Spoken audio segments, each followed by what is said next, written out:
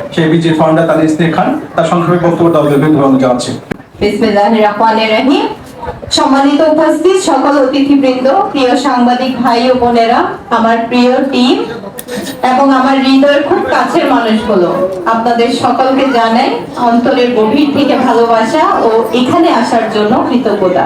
আজ আমি শুধু বক্তব্য দিতে দাঁড়াইনি, আজ আমি একটা ইতিহাস বলতে দাঁড়িয়েছি, একটি স্বপ্নের গল্প বলতে দাঁড়িয়েছি, একটা লড়াইয়ের গল্প বলতে দাঁড়িয়েছি। আজ 26শে তারিখ, এই দিনটা শুধু একটা তারিখ না, এই দিনটা একটা স্বপ্নের জন্মদিন।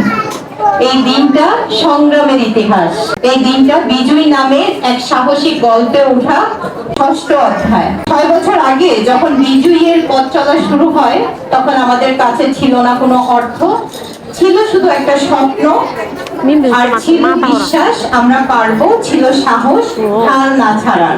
আমি গভীর শ্রদ্ধা আর ভালোবাসার সাথে স্মরণ করতে চাই আমাদের স্বপ্নদ্রষ্টা আশিক খানকে, যিনি শুধু একটা সংগঠন গড়েননি, যিনি আমাদের হৃদয়ে একটা আগুন জ্বালিয়েছেন, মানুষের জন্য কিছু করার আগুন। বিশেষ কৃতজ্ঞ জানাই আমাদের সম্মানিত প্রেসিডেন্ট খালেদা ইয়াসমিন রুবি।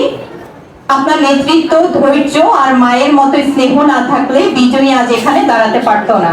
আমাদের প্রিয় অ্যাডভাইজার আর আমার ব্যক্তিগত অনুপ্রেরণা নীলুফার করিম আপা, আপনি আমাদের শিখিয়েছেন কিভাবে কাঁধে দায়িত্ব নিতে হয়, কিভাবে নিজের কষ্ট ভুলে অন্যের মুখে হাসি ফোটাতে হয়। সেই ধন্যবাদ জানাই প্রেস ক্লাবের সম্মানিত সভাপতি শহীদ রুশদি ভাইকে এবং উপস্থিত সকল সাংবাদিক ভাই বোনদেরকে।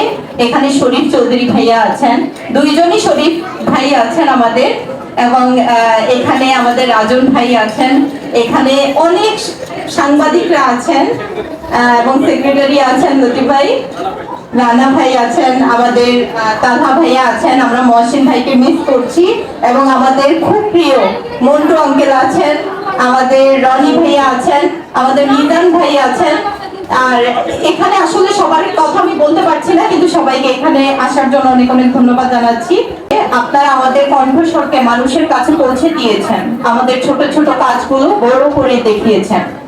আর আমার টিম, তোমাদের কথা বলতে গেলে আসলে আমার আজকে গলা ধরে আসে। তোমরা বৃষ্টিতে ভিজে নিজের সময় আর পরিশ্রম দিয়ে তোমরা প্রমাণ করেছো মানবতা এখনো বেঁচে আছে।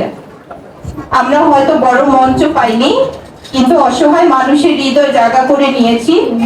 আমরা হয়তো হাজার মানুষের জীবন বদলাতে পারিনি, কিন্তু অর্ধশত মানুষের ফ্রিতে অপারেশনের করে তাদের চোখে আলো ফিরিয়ে দিয়েছি।